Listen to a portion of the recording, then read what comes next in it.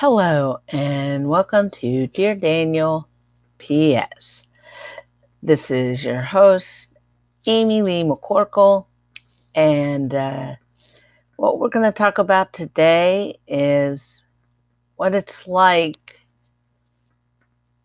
when you know one of your projects is up for a major award. Fragile. Actually, the daytime Emmy nominations are going to be announced today at 2 o'clock p.m. on the Talk. I got a feeling my categories will be relegated to being posted online. I have no problem with that. I don't know if I'm going to be nominated, if I stand a chance of being nominated.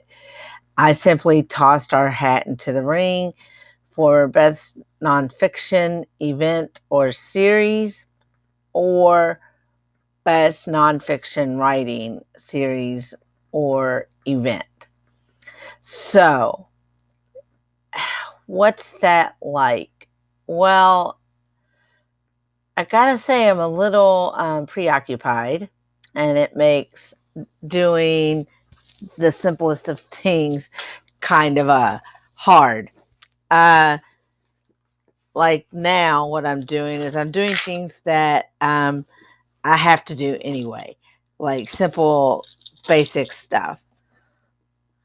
I'm expecting a phone call from a individual that I'm mentoring, and so I'm trying not to be preoccupied by that. And when you have bipolar disorder or anxiety or PTSD, some of these things can be a little triggering. They can exacerbate your equilibrium. So right now I'm taking my medication because, and I just thought I'd be upfront.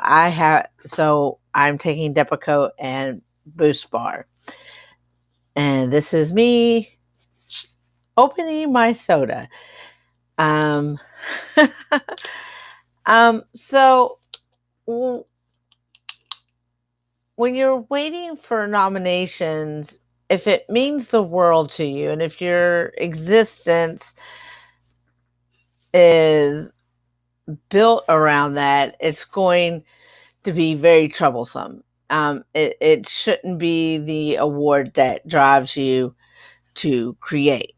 I like doing things because it keeps me busy. It makes me feel accomplished, and Daniel, for those of you who don't know my book Letters to Daniel, is Daniel Craig, and he's my favorite actor. And I recently took a trip to New York where I saw Macbeth, and I had an experience there. There was a security guard, and he overheard me talking to another security guard who basically said, "No, I'm not going to send these things back to him." And he was kind of a douchebag. I understand why they are strict.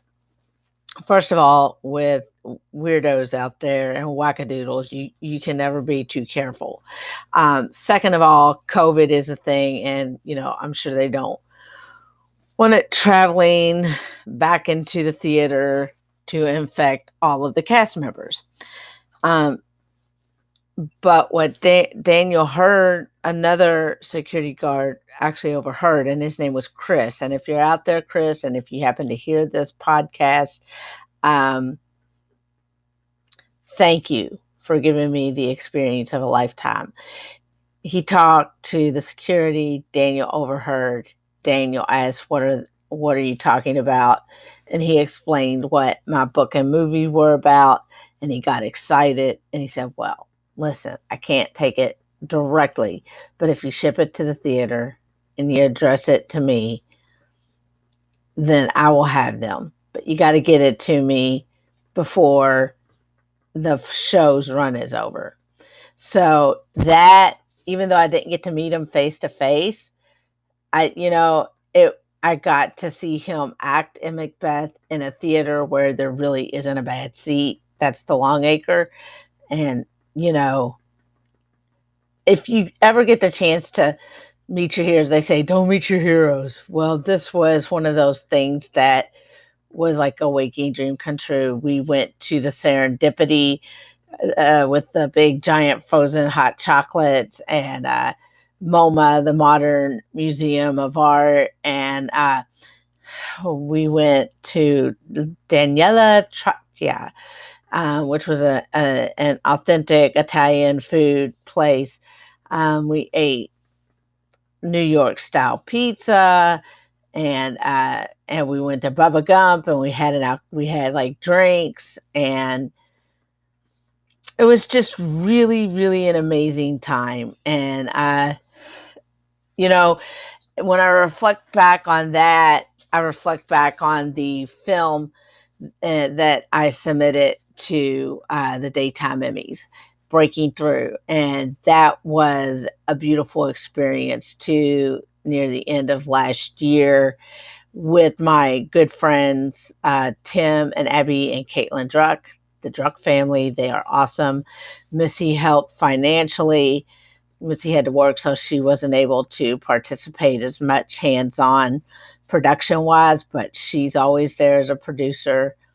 And it was the first time with me really being in front of the camera, and there was some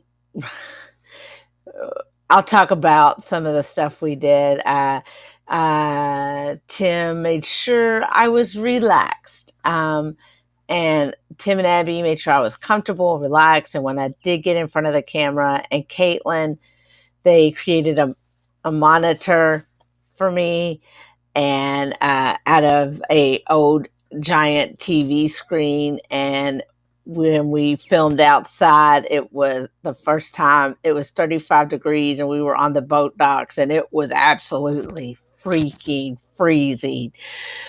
But and then we filmed at my parents' church, and it was cold the next day, but it was sunny and the wind wasn't blowing. So it was so much easier to concentrate and make sure I knew my lines. We wrote all the lines of the poems down on a poster board.